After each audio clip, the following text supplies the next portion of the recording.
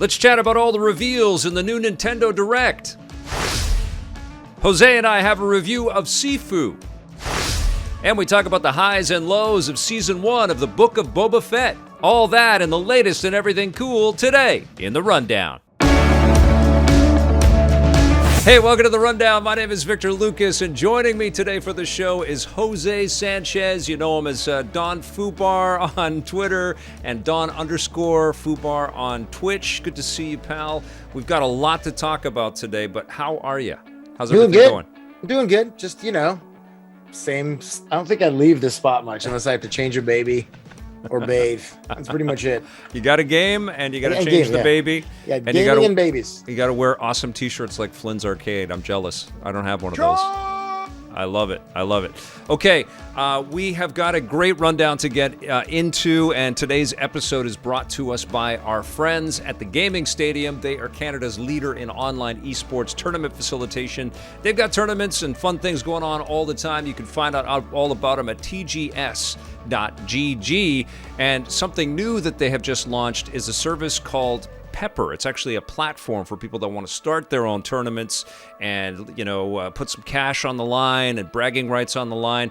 You can find out about Pepper at pepper.gg. And of course, we have a dedication for today, and that is Lars Higgs, who had this to say about the last time that we worked together. Probably the best rundown in a long time, with a collection of hearts and thumbs up.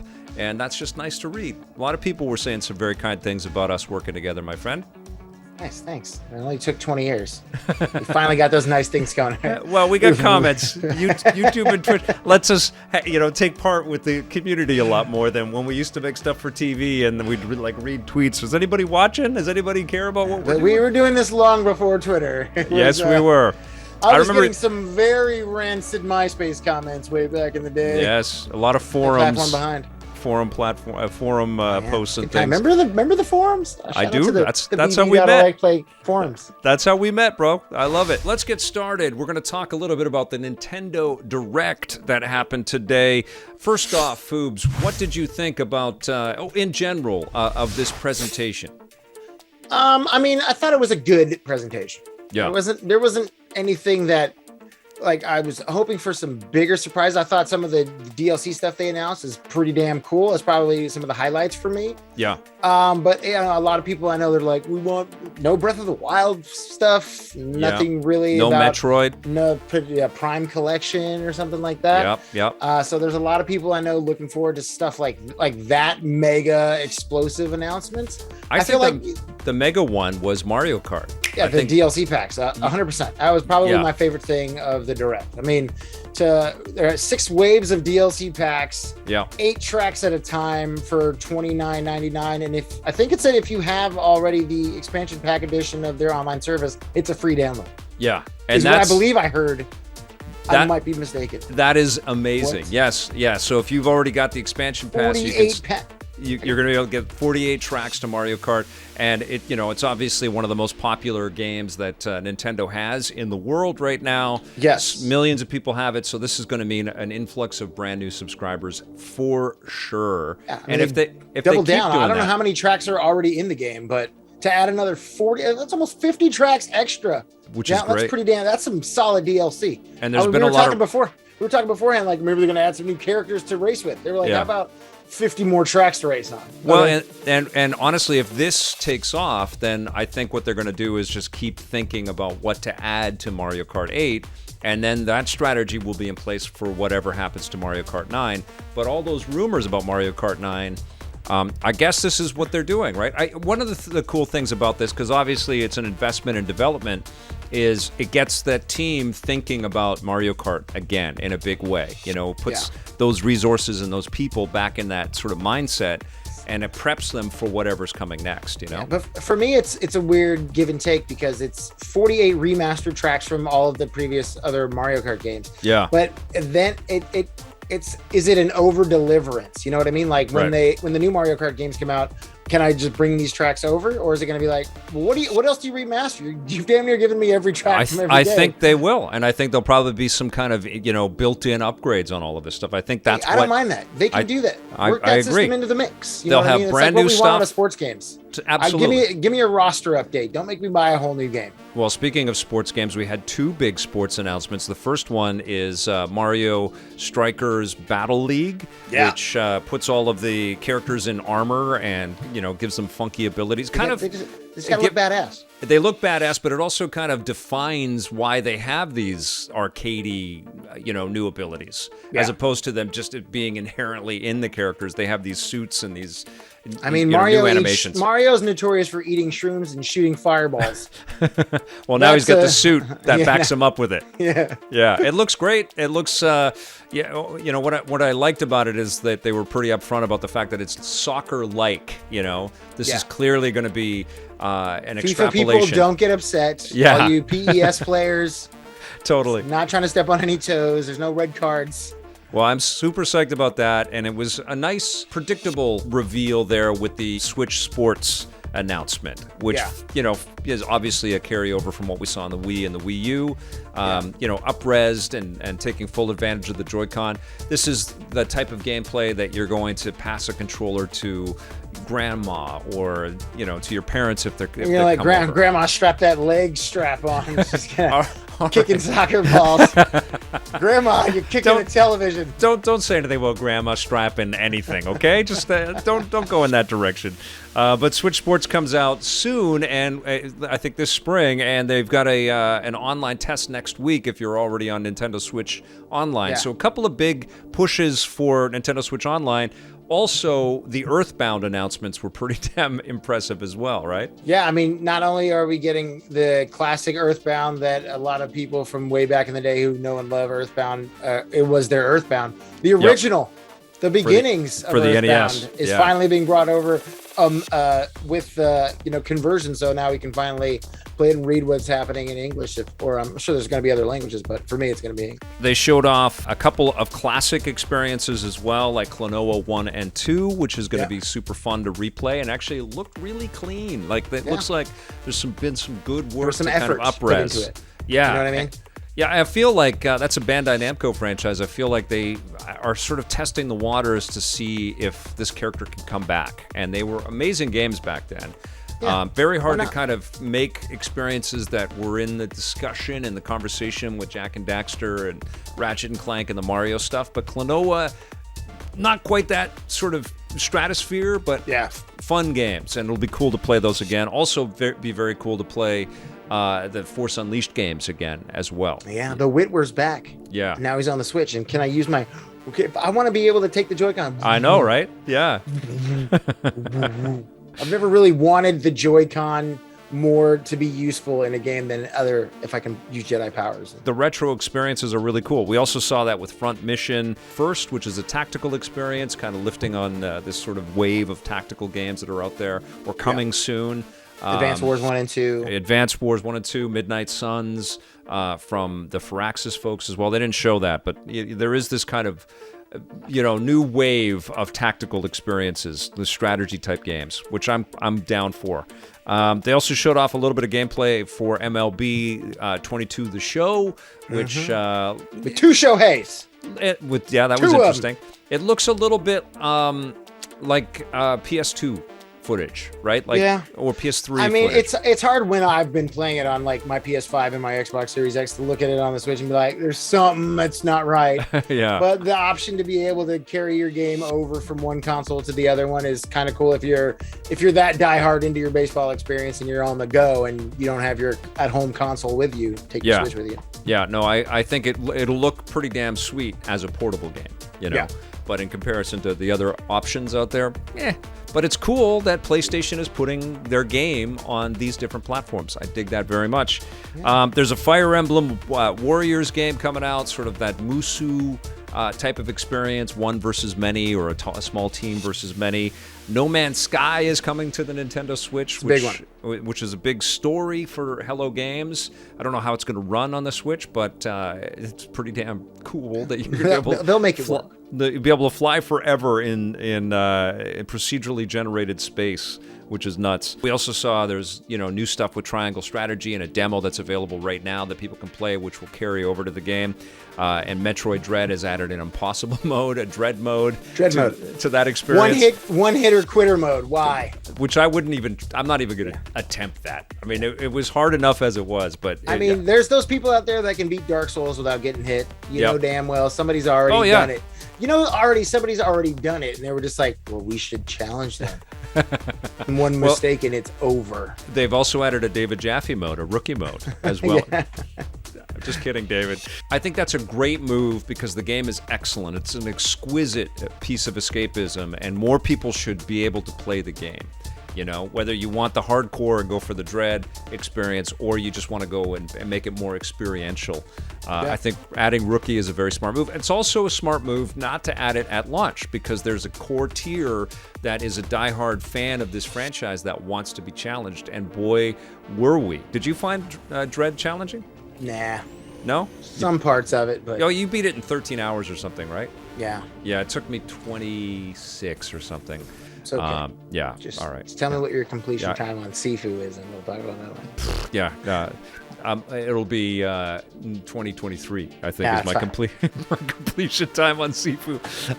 Okay, well, I think the biggest announcement in general was Nintendo Switch Online. Like, they're going bullish on that. Xenoblade's Chronicle 3 also? Oh, yeah, that was huge. Yeah, that looks insane and beautiful. Predicted by a lot of people out there, carrying on the massive fusion of magic and technology and these really lush lands and lots of interesting details and passionate characters. You were making fun of their accents and stuff. They have accents. I know. I love the voice acting. I love the voice acting. Put it in the games, baby. Let's go. How powerful is this Switch? Throw some VO in there. It's so packed, and I was a big fan of the previous Xenoblade games, so I'm fired up for that. And that comes out in September. I think it was a pretty damn good showing for Nintendo Direct. I don't think it was, scorched earth. We haven't seen anything like this before, but there were enough surprises, enough value, enough great reasons to be excited to own this platform. I would give that an 8.5 out of 10. What would you give that show? I'll give it a 7.5 because I'm not too big on the tacticals. Okay. There's some tactical in there. I know you're big on the Advance Wars also. I am, yeah. But I like just the fact that, for the price of less than a game, I'm getting a whole game's worth of tracks in Mario Kart. That's pretty freaking cool in itself. That is amazing. But again, I was looking for just one heavy hitter. Yeah. Just something that, cool Metroid Dread downloadable today, new DLC where you can't play the game anymore.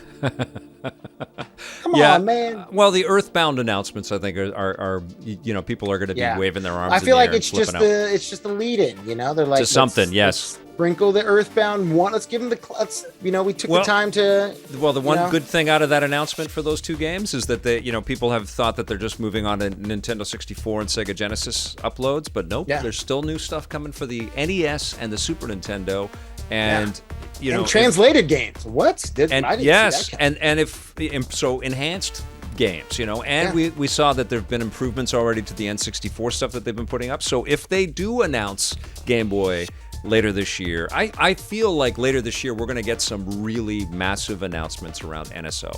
It's going to get really cool around that. So, clearly they're looking at what's going on with Game Pass and Xbox and subscription, and they want that piece too, and I'm all for it. If they're going to keep adding this value, I think it's amazing.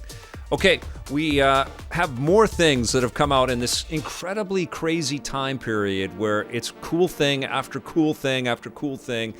One of the latest cool things is the Book of Boba Fett. We're going to review it, talk about it, first season, and it's going to get spoilery. So if you haven't watched the finale, if you're behind on the show... Just hit that mute button. Yeah, hit the mute button for a little bit. When you see me do this, we're done. All right, well, let's talk about the Book of Boba Fett. This was an interesting idea because we saw Boba Fett return in The Mandalorian Season 2, and boy, was that an exciting revelation. Because I think a lot of people, when The Mandalorian was announced, thought that the show would evolve into Boba Fett in some way. And then, of course, they took a totally different direction. But The Book of Boba Fett is a very different show than The Mandalorian isn't it? Yeah, I feel like it's that, you know what it is for me? It's the Mandalorian jingle. That right. Like it's like there's something that, man, like when you hear that, you know it's about to go down. Boba Fett, you're kind of watching like, where is this going? There's just a lot of jumping back and forth within Boba Fett. Yeah, that can sometimes get a little confusing. I was like, wait, where are we in this storyline? And right, is he jumping ahead? So once you keep track of that, it's a little bit more, you start to enjoy it a little bit more. And then later on in the season, you're just like, oh, we're doing this. This is the thing we're doing. Well, okay. I think one of the things that they wanted to do with the show is humanize the character, because he was just, a character just steeped in mystery. We didn't know anything really about Boba Fett. We got glimpses of his childhood in the Clone Wars series and in the prequel stuff, but we didn't really know who he was as a man and where he was going to go from there. And why he likes to drink boba so much. And why he's a big Boba Tea fan. Yeah, but we definitely get a much better idea of this character evolving in the Book of Boba Fett. And I think that's a very interesting starting point for the show. It doesn't always work, and I think it's, primarily a pacing issue with the show, because it's kind of this this concept of it being a little bit like Game of Thrones or something. Like there's this subterfuge and there's these alliances that get made and backstabbing that's happening. And Boba Fett has to kind of, claim a throne and run Mos Espa and take this sort of power seat that we haven't seen this character ever do before. And I think that was an interesting creative choice, but it wasn't as elegantly handled as the new ideas that were presented in The Mandalorian. And I don't know how much of that was expectation because of the built-in pre-awareness of Boba Fett. He's always been an incredible character. Or if it was just, not fully fleshed and defined as you're watching the show. But I found myself watching episodes of the Book of Boba Fett and feeling a little, not bored, but a little underwhelmed by the sort of dramatic stakes and stuff, Well, I feel like, especially like comparing to The Mandalorian, which at the time you didn't know anything about, like when you're first watching it, you know what I mean? And with Boba Fett, you don't really know a lot about him unless you've read the backstories or you paid attention. Like, he wasn't in the movie this much time. Yeah, he was in the movie this much time, but he's this beloved history that people know and love. And for them to try to like tell such an extravagant story to find out why, like, I wish it would have been kind of like what made him the bounty hunter that was able to get Han Solo. Right. Like, where's that tale of Boba Fett where before he got, I feel like it would have been a cool transition if the first season was, what made him this badass that, led him to be one of the most feared bounty hunters in the galaxy. And then, you pick up after he was eaten after the, Yes. Because they're playing with flashbacks, but while he's in the back to tank healing from escaping out of the sandworm there, which is a great concept, and I actually like that they humanize the the Sand People and Tusken Raiders, and they do a good job at showing empathy welling up inside of this character that is lucky to be alive, and he's rescued by this group of people out there. So it humanizes that race, because they've just been this monster race. I also like that the show humanizes the Jawas in this episode even more so than The Mandalorian did in this series. And so there's some really clever, cool ideas, but I don't feel like the entirety of the show gels. Like one of the weakest things for me were these modded teenagers, basically, that have these Vespas, these space Vespas, and they're cruising out, and they have one of the slowest car chases you could ever imagine, but they're in Star Wars on hover vehicles, and it was just slow paced. So I felt like I was in a bit of a roller coaster throughout the season. But then, of course, by the 5th episode, where they completely changed the show. Completely changed everything. We get the Mandalorian comes back into the series. He gets a brand new spaceship. He has control of the Darksaber, or almost has control of the Darksaber. It's sort of too powerful for him to control, and he's hurting himself with it. It's almost like these stories that we've made around Star Wars characters in our heads since we saw the original movies. Like, what would happen if you cut your own leg off or something? Like, if you touch something wrong, would it be damaging? And hurting. And they do that in live action, and I felt like what we started to see, not only are we taking the distillation of the ideas that Dave Filoni and his team were putting together in the animated work, like bringing Cad Bane to life, which is just incredible. Yeah. But we are also, it's like we have the action figures from the Star Wars mythology, and we're just sort of playing with them in a bunch of really interesting directions, you know? Yeah. You can feel a lot more playfulness with the story structure and the concepts in the 5th episode and the 6th episode. And it, you know, Boba Fett isn't even in those 2 episodes. He's in those episodes for like a minute, which is incredible. And it's like, it's his show. They just don't even have him. It's not like a flashback scene. It's like, we need to spice things up, guys. Let's throw in another episode. Let's throw in a free DLC episode of Mando. Which is so weird because it feels like, you know, honestly, we get a Mandalorian movie in the middle of the season of the Book of Boba Fett. And it feels... With Luke Skywalker. With Luke Skywalker and Ahsoka weirdly Tano. CG face. Yeah, which looks incredible, honestly. It's so much better than the first time we saw him in Mando 2. Yeah, he looks good, but there's some of the instances where he's talking where it just like it's kind of off, and it's just like. Well, I know why it is. The audio was actually AI created. They took in voice from Mark Hamill. He was on set delivering his lines, but they took in voice work from Mark Hamill, different edited clips from a bunch of different things, radio plays, and from cuts from the movies and stuff. They stuck it into the computer, and it was all AI generated. So it's computer crafted dialogue. Freaky science. It is, and it's a puppet version of a young Mark Hamill. It's very weird. I was still moved though, because like we're seeing this awesome character in Ahsoka Tano and Luke Skywalker kind of inhabiting the same space and having an emotional kind of connection, and the fact that the Grogu training is going on, and we're seeing this character really, mean, like beyond much more than just a cute, addition to the Star Wars lore. He is a character with real power and meaning and significance in Star Wars, and we're coming to that realization by partnering him with Luke Skywalker. It's incredible. But you bring up an excellent point though, with this idea of going back and showing him as a kick-ass bounty hunter up until we see him in Empire Strikes Back. That would have been amazing. Yeah, they could do that in the next season if they wanted to. Like, flashback, here's another, we're going way back. Right. But I just feel like it would have been so cool to understand, like, exactly why he was where he was at the time he was when he caught Han Solo. Right. And we could have de-aged Harrison Ford and had a young Han Solo in the show as well, or in the movie.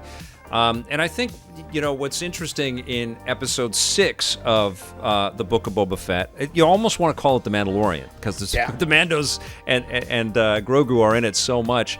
But there is a real choice that Grogu has to make. He has to choose. Which? Luke. Come on, bro.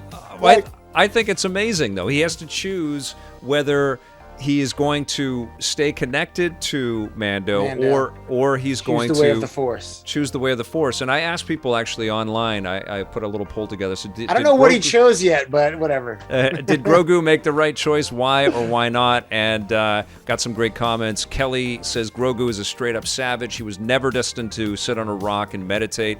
He can renounce attachment just like Boba. He realizes he is stronger with the clan family. To try to be a Jedi the way Luke wants him to would be against his character. All right, so he took the armor. He took the armor. He demonstrated more skill in the finale. I honestly think Luke unlocked his memory. He demonstrated what he knew, impressed Luke, grabbed his Beskar, and Luke said, "Don't forget the saber, Jedi." So he's got it all. And then that's what I was gonna say. Come on, bro. Wouldn't you want to have badass armor that can withstand lightsaber attacks and have a lightsaber as well? The Mandalorian has it. He's got his dark saber. He's got his. Why are you going to give the kid the choice, bro? It's like, hey, man, you can choose this weapon or this armor that can stop this weapon. The choice is yours. I'm going to take the armor, and I'm going to take the weapon to protect myself. Well, the weapon comes with all kinds of significance, though. I mean, it's a real commitment to this religion, basically, and it's analogous to Mando not being able to take off his helmet. Like, Vic, and I want you to fight in battle with me, Vic. You can take this spear or this chest plate armor that will guard a spear. But they don't hand out the lightsabers to anybody. The lightsabers have to be crafted by... What? No, they don't. Gifted. Finn wielded a lightsaber. Well, but he doesn't own it. He had to give it up. Just saying. He had to give it up because he got. He got cowed. And you have to live up to it. You have to train to be able to. We're seeing what happens when Mando doesn't know how to control his Darksaber. What's interesting now is thinking about where the Darksaber and Bo-Katan and Mandalore all exist in the future, and whether there's going to be conflict, whether we're going to see, baby Grogu develop into this snarky teenager that becomes a Mandalorian in effect, and has. You're not my real dad, Luke. Well, it's going to be interesting. I want to read a couple more of the replies here, though, because I think there were some interesting responses.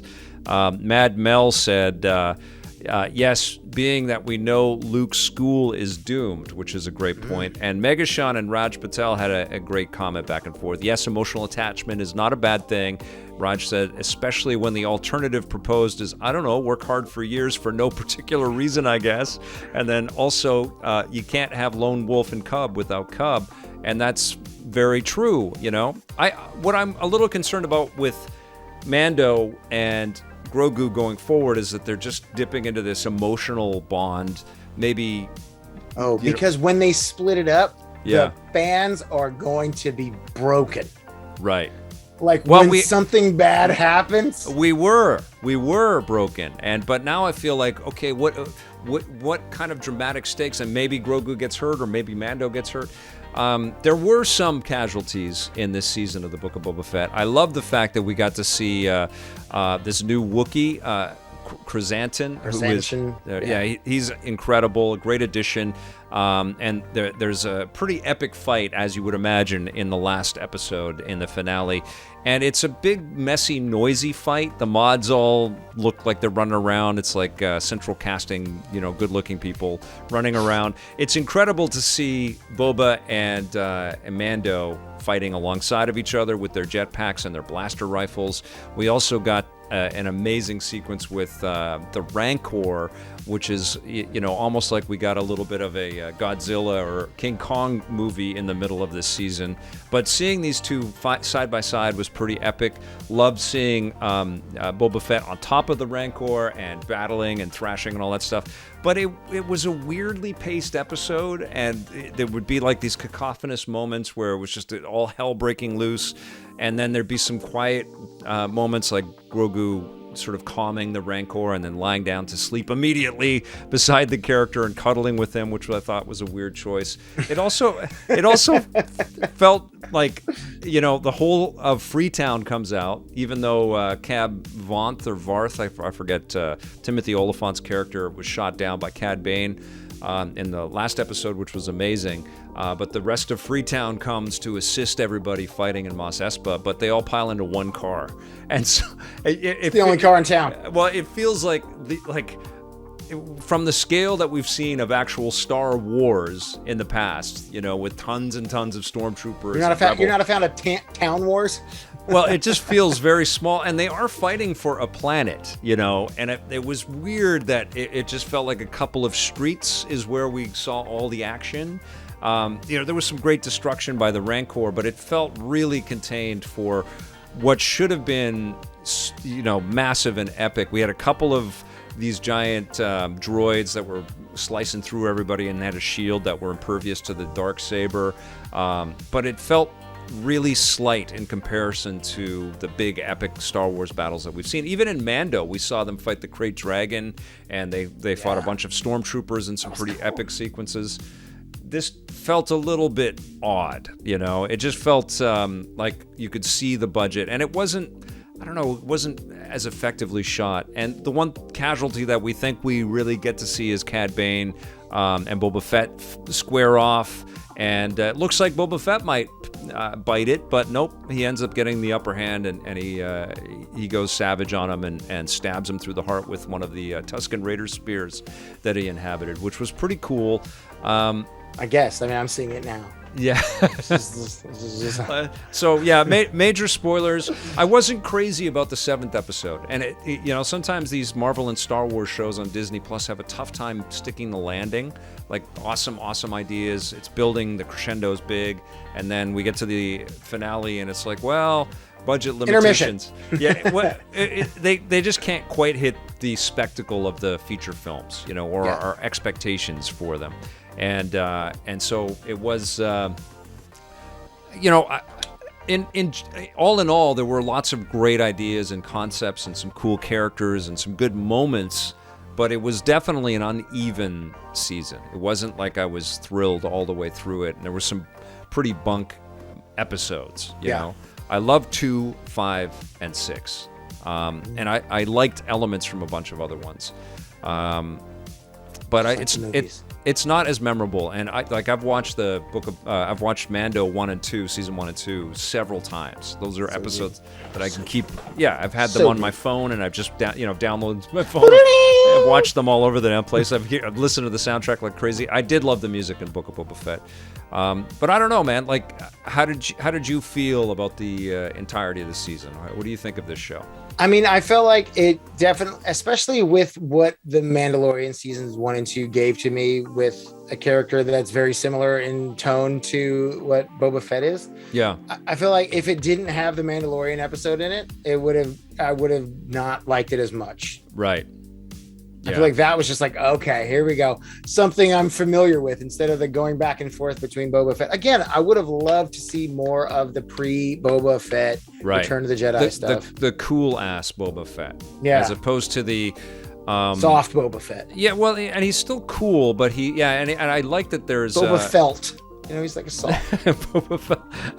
Boba put his feet up, is what he is right now. Yeah, no, he's definitely a more measured... empathetic leader that wants people's respect and love more than he wants them to fear, and that's a bit at odds. Yeah, and I agree with you. I feel like they should have done because to trying to pack his backstory into flashbacks within episodes, it's just it makes it a little more all over the place than it needed to be. Right. And one thing I really didn't like about the conclusion too is like it all boils down to.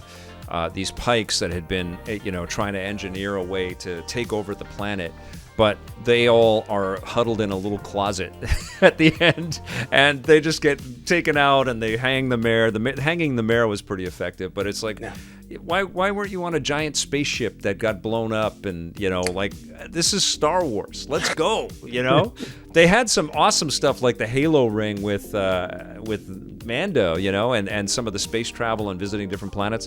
I definitely want Star Wars to leave desert planets behind. We spent way too much time on Tatooine. I mean, hey, that's where we're familiar with. It's home. I know, too familiar.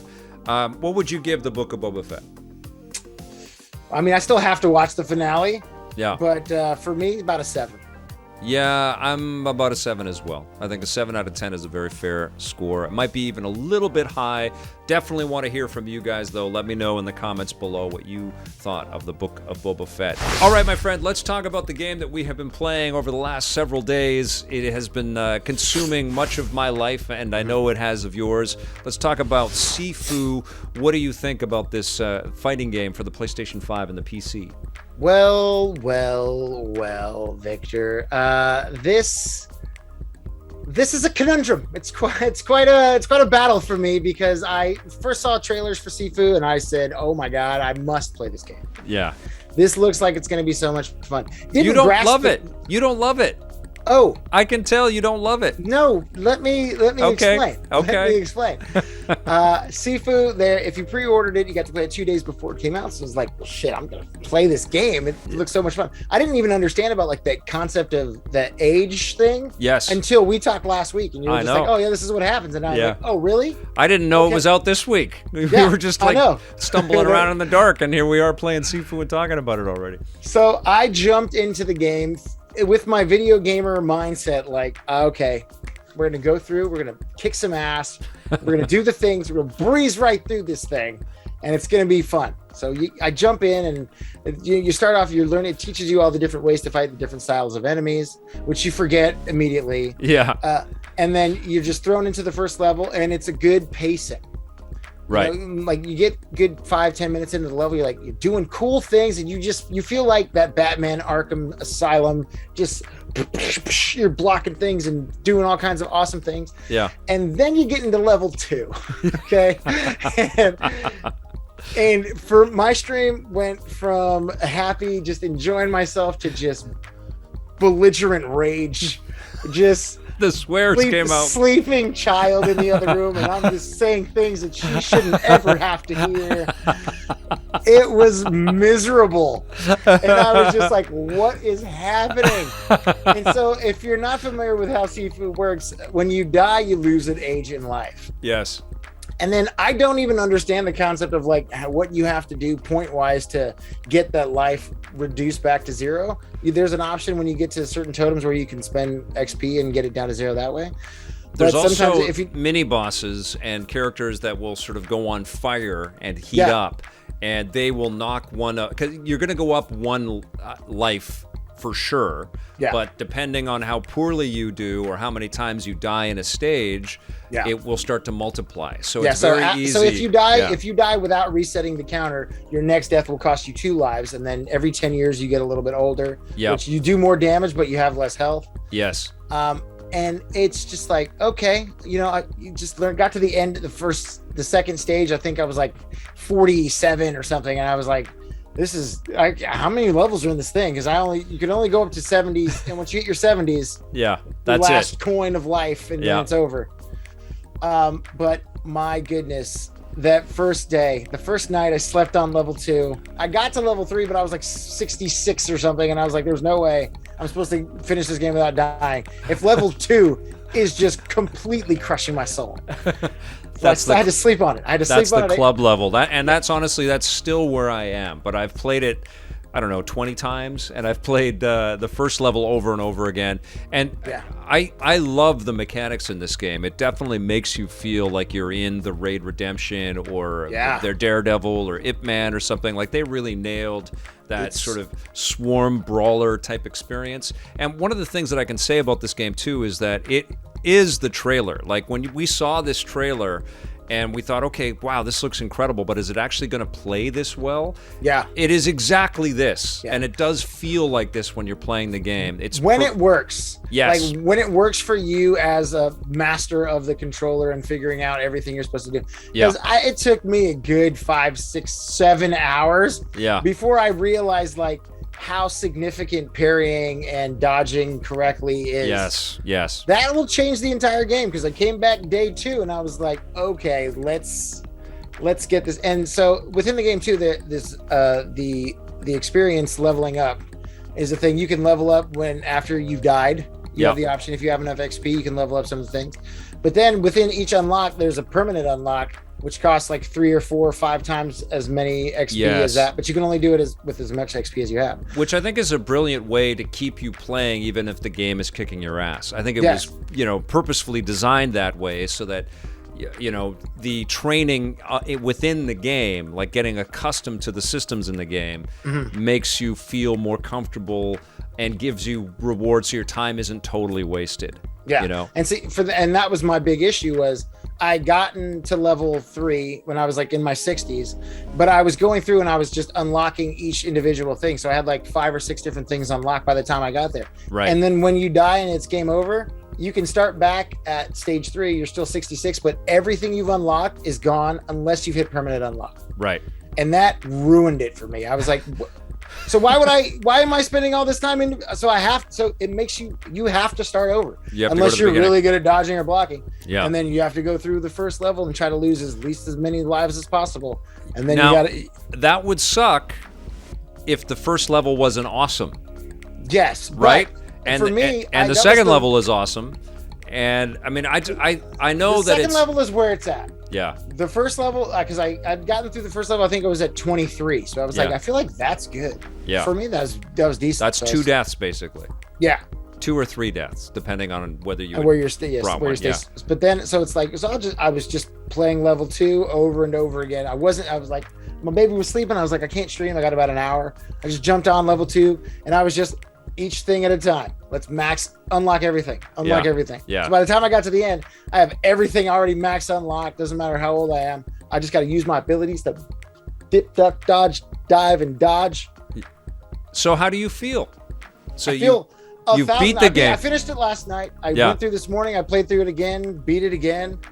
I feel 1,000. I felt like the last fight is a great fight because the boss doesn't have weapons. Right. It's just you, him, hand-to-hand combat. The weapons make a huge difference in this game. Like you are absolutely on the scramble to try to find a weapon if you don't have one. Because if they come, the bosses will wreck you. Yes, and even the regular fights that you get into will wreck you. If you get surrounded by 2 people with pipes, you're done. Yeah. You know, you're done. But when you're not, and you get that perfect ping block double button combo. This guy. I feel like the game is so beautiful when everything flows like you want, like it is in your head. Like when you're playing it, you're like, okay, I see a scenario. There's 3 guys. Hit this guy here.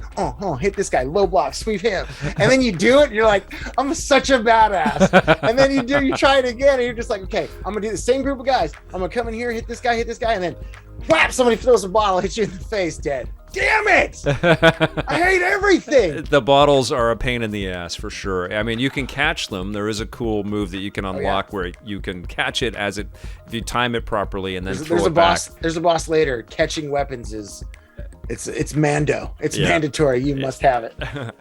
Listen, I love the game. I'm curious though because you're one of these guys that can stay with a Bloodborne or a Dark Souls or a Sekiro or Sekiro. You beat those types of games. Those games punish me. I love them, but it's like what it is time and patience don't fit with me being able to stay with that game all the way to completion.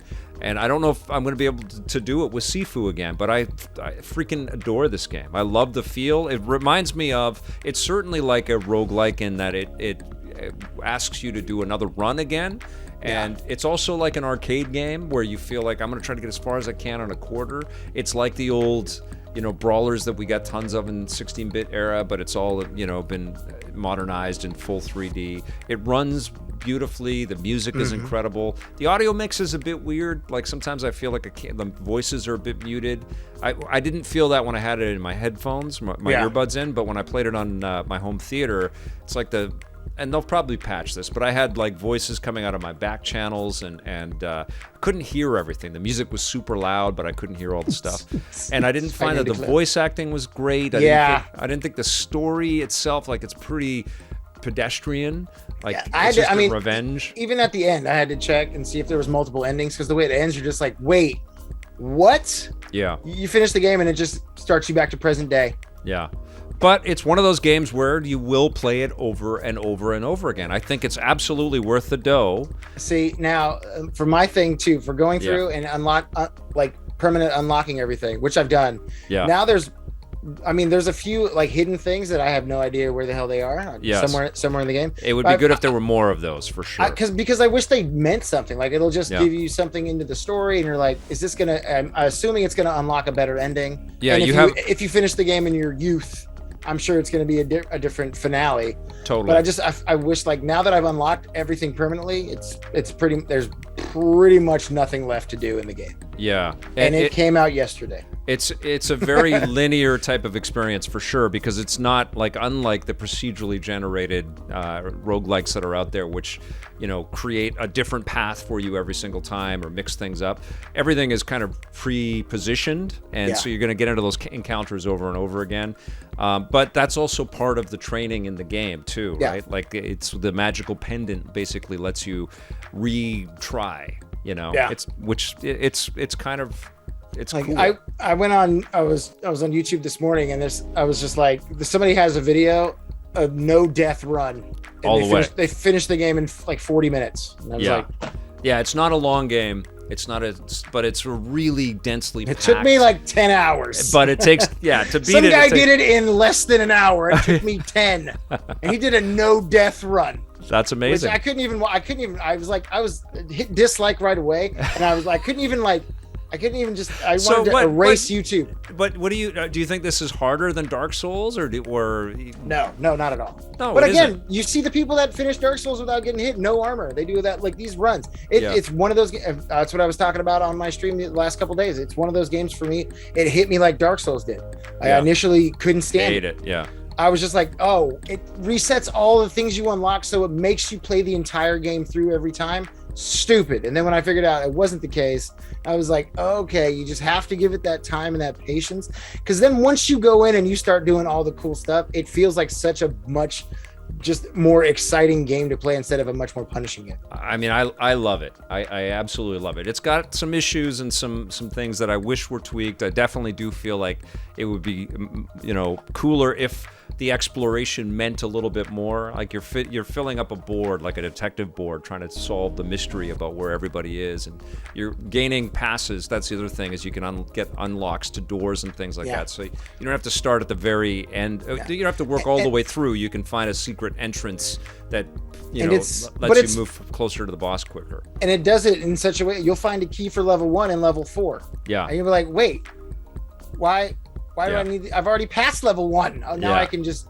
It's for those speedrunners. It's like you want to get through it quick. Hit the elevator, go right to the boss. Hit this door. You're gonna cut through here, and you're gonna be right at the end. Like, okay. So, do you recommend this game for PlayStation and PC players? I mean, it really depends. If you have the time and patience to put it in and enjoy, and you like a good Bourne identity, like you want to feel like Jason Bourne, or Daredevil. Why the hell not? Or Daredevil, or you want to get your full-on Raid Redemption going on. I mean, who wouldn't? I wish there was more of the like brawlers. Like when you go back in the catalog in video games, they were like 90% of the games that we got for a long time, and then they disappeared. Probably because there were too many of them. But it's such a, it's like a gut check type of experience. It's just so video gamey, It's a great video game genre, and it's a little underserved. I feel like it's wonderful to go back again like that. Oh, and that's what somebody was asking me in my chat today. They were like, what would you want in a sequel? And I was like, it would be great if it was more of a Streets of Rage style where I can play with another friend and both of us are just going through. And there's like 2 or 3 instances in the game where it goes like the hallway switches to side view. Yes. And you're just they're amazing. Those are so cool. I wish there was a little bit more of that, because I feel like you can see guys like attacks better. Yeah, because the camera's a bit of an issue too. It does get stuck in the corners and stuff. It could be because let's face it. Like what happens is it's manic as hell, and it's like I don't have the resources to deal with all of this stuff and catch that bottle before it hits me in the head. But still, what an incredible piece of work. I feel like there's just so much profound, wonderful beauty in this game. I loved it. I want to hear your score, though. I'm giving it an 8. An 8. Okay, I'm going 8.5, and it's like so close to a 9.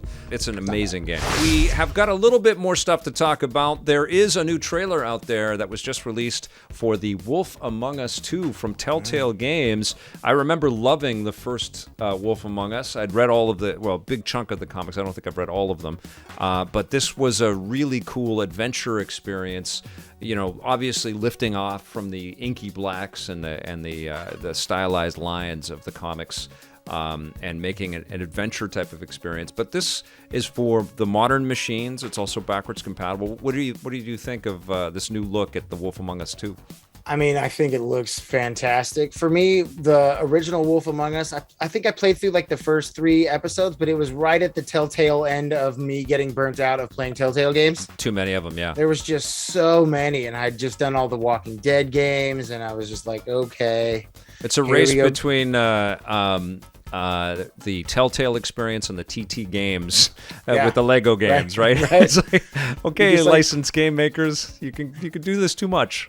And I mean, for me, I wasn't versed in the Wolf Among Us saga, the story, the backstory, or anything. So I mean, I just thought the voice acting was really cool and the character designs looked great. Yep. But now that I'm glid I haven't finished it, because now it'll give me time to go back and finish it up before the second one comes out. Just an amazing idea, though, for like this storyline this is a werewolf detective that lives in a world of fables. Big B, where the fables are real, and the characters from mythology and these romantic fables are actual citizens, and there's like a magic world and a real world, and the fables are getting killed. And the Fairyland, yeah.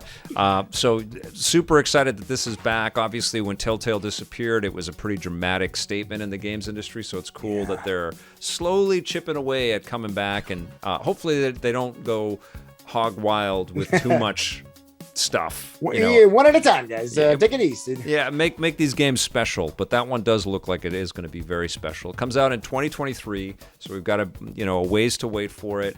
And I think it's one of these games where they're trying to like put the flag in the ground and say we're back, but better than we ever have been before. Just reminds me of the Summer of Arcade. Remember that? Yeah. Remember the old Summer of Arcade? And you're like, oh, we got a new chunk of this is coming out soon. Yeah. Yeah, it looks great. It looks really, really cool. One final thing that I wanted to chat about today, and this just hit the Microsoft blog today, and there's been a lot of discussion about whether Xbox and Microsoft were going to be delivering their games to other platforms because they acquired Activision Blizzard. What's that going to mean in terms of the corporation being examined by the FTC? Well, Brad Smith, who's a president and vice chair, wrote a nice big long article, obviously because they're being scrutinized right now. And they talk about being fair to developers and to the, these industries that they're playing in, but also for consumers as well, because everything is so, we're moving into these digital storefronts and the acquisition of digital goods. And it's been the Wild West for a while, and so corporations are kind of having to deal with this. When people are purchasing these things, what does that mean? And if you're locking off exclusivity, what does that mean for these corporations, but also for the customers? And one of the things that he mentioned in this blog post was that, and specific to Call of Duty, he had a statement about what Microsoft's plan is here, and he says, to be clear, Microsoft will continue to make Call of Duty and other popular Activision Blizzard titles available on PlayStation through the term of any existing agreement with Activision, and we have committed to Sony that we will also make them available on PlayStation beyond the existing agreement and into the future so that Sony fans can continue to enjoy the games they love. Also interested in taking similar steps to support Nintendo's successful platform. We believe this is the right thing for the industry, for gamers, and for our business. And I think that's good. I think that's using the old noodle, man. That's what we were talking about when this acquisition first happened. Yeah. I feel like it's only smart thing for Microsoft to do to have Sony and Nintendo paying them to play their games. Right. Well, they get a cut wherever it goes, right? They've spent a fortune on this acquisition. Because you'll have those people that only want to play it on their PlayStation or their Switch. Totally. Microsoft's like, sure, we own that thing, so go ahead and... It's the only way they could do it. And honestly, I think this opens the door, like we're seeing MLB on other consoles. I think that we're going to see some weird things happen. I think we're going to see a lot more PC stuff from Sony. It's only a matter of time before we see Spider-Man on PC and Last of Us and all the other huge things that they own. And the PlayStation Portable lineup on your Nintendo Switch. Who knows? But I think Microsoft's going to put the big moves first. Like if they're already going to give Call of Duty, I think the Bethesda stuff is coming, and then I think Gears of War and Halo, and then that's going to put a lot of move on the other guys who are also building up their subscriptions and their plans and their properties to release across other machines as well. I mean, I wouldn't be shocked if Nintendo says there's going to be some kind of a PC version of something down the road.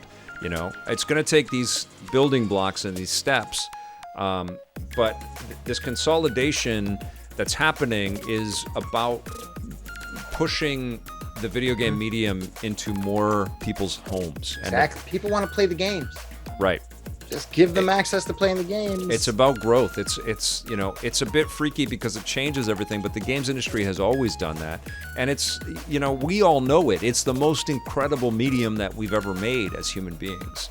And what, Microsoft is pushing for is to get more people on board in a broader, grander way. Sony's doing that their way, and Nintendo's doing it their way. Releasing things digitally and releasing streaming stuff, subscription-based services and stuff like that, it's all leading to accessibility. That's what it is. It's all leading to you pay a fee and you're able to pick it up wherever you want to play it. It's freaky, but it's going to be more people playing more types of games being made. And in terms of consolidation, yes, it removes some of the players off the board, but it also opens space up for new players to come on.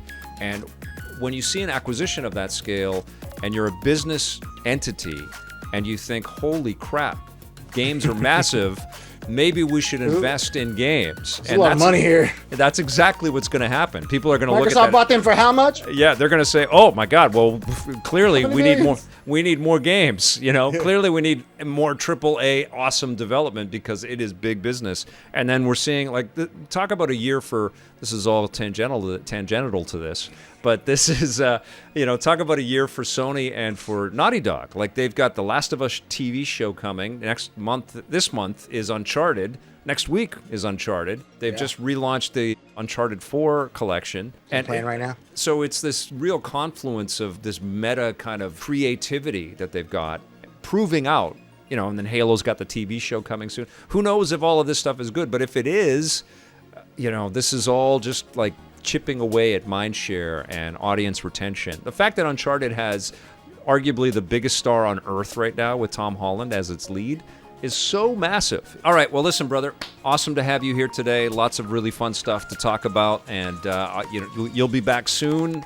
I'll invite you back very soon, my friend. I love having this conversation with you. I love having you on the show. I love that you're all watching. Thank you for following our Twitch channel, twitch.tv/EPN. Thank you for subscribing to our EPN YouTube channel, youtube.com/EPNTV. Thank you to our members on YouTube. Thank you to our subscribers on Twitch. You guys and your support means the world to me and to everybody that cares about Electric Playground. Thank you so much for being here. We will see you soon. And until then, play forever.